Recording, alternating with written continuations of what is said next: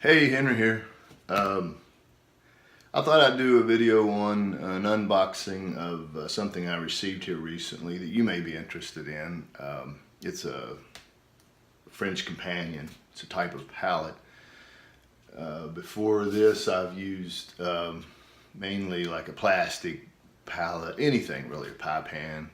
And if you notice the video, an earlier video that I did of a table that a friend built me, I have two of those, and it's really just a nice table with rollers and a glass top as a palette.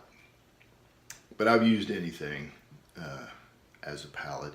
However, I've probably lost a lot of paint along the way. I wanted something that would close up pretty handily and that I could keep, say maybe put a piece of saran wrap around it or something like that. So let's check this out. So I got this from Blick, and it's made by Jack Ridgeson, maybe. See, and it says Liptus wood. So we'll just get it out here. It's a nice looking box. This is the packing list. It has my information in it. Let's see, where's the top and where's the bottom? Nice handle carrying. This must be the top. These latches will unlatch these.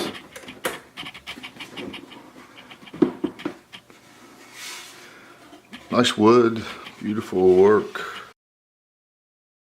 So this is how it opens and closes. Pretty nice.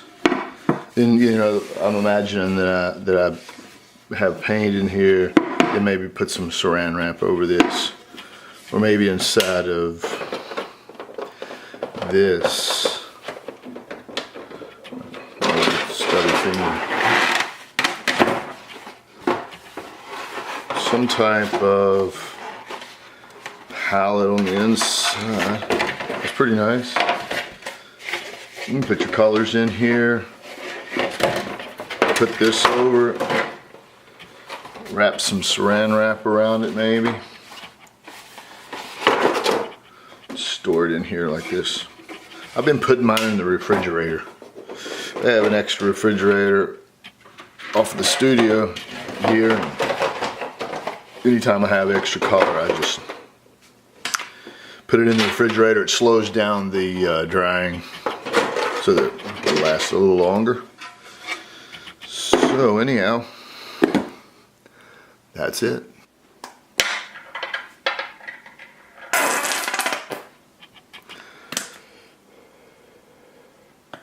Just going to get this mix of gray here. This is just acrylics. Going to mix a medium gray, just so when you're mixing on your palette it makes it a lot easier to judge color and value.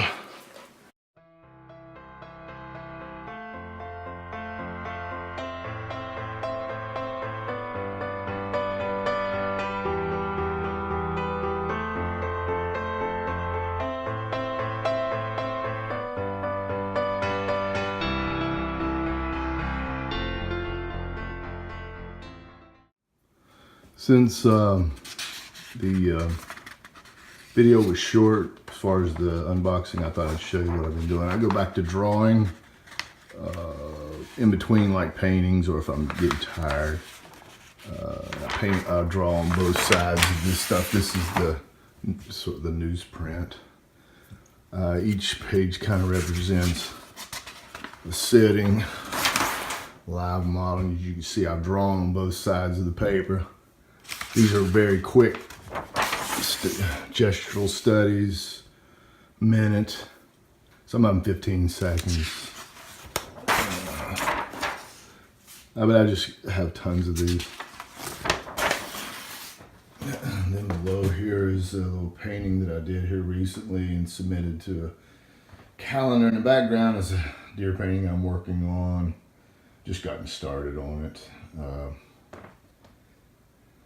a pretty good size. Going to take a lot of hours. This is a portrait of my wife.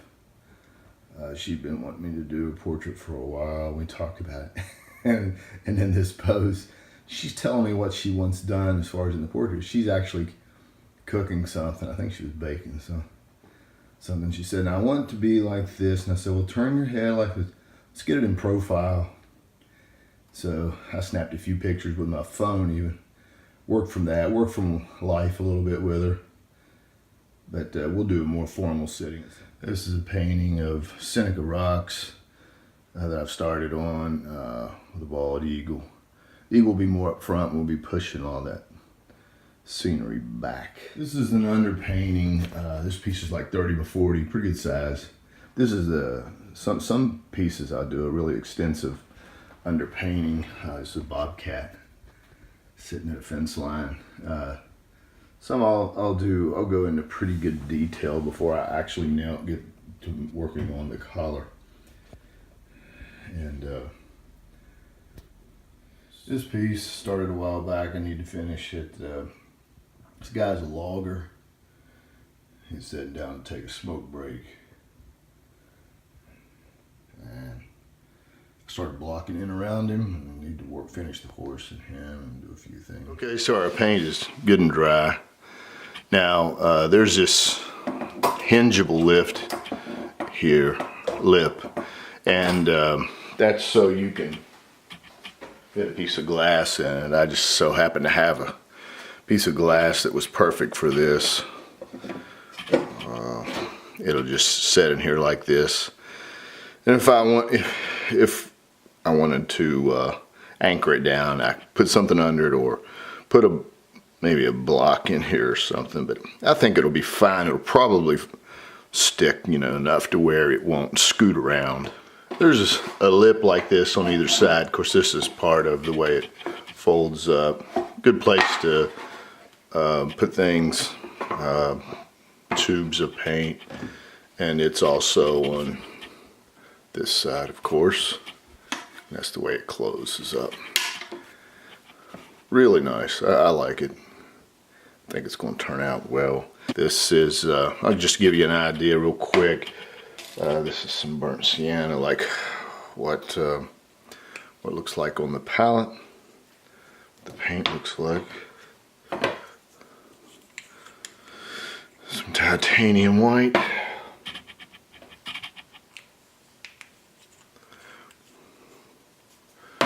See if I can zoom in a little tighter.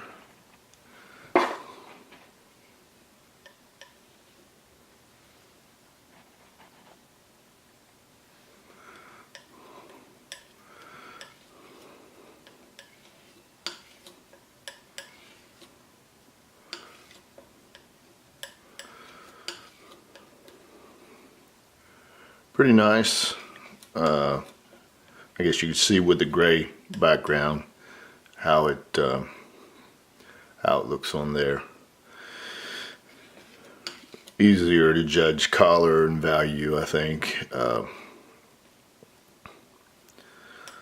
So I can highly recommend this. It's a good product, and like I say, I think it will be nice to be able to shut it up and put a little bit of saran wrap or the clingy type stuff, whatever that stuff's called, so it'll be airtight. Save a lot of paint that way. So there you have it. So then when you're done, just close it up. And like I say, you may run some, and this may be sufficient for keeping it relatively airtight. I'm not sure, but I'm going to experiment with the cling wrap. I got this out that we had here, and I don't know if it comes wider or not. This wasn't really wide enough. I wanted to put it over the palette part, but it would take something wider. But like I say, this might be good. Be nice to just wrap some around, and that's what I had in mind. So anyhow, I'm going to see if maybe I can find this in a wider. It's 12 inches. So just an idea. This is an example of a pallet. One of the pallets that I use. I've used something like this pie pan. Also, there's like I have a big mixture or something. Maybe I do an underpainting of acrylics. Something like that.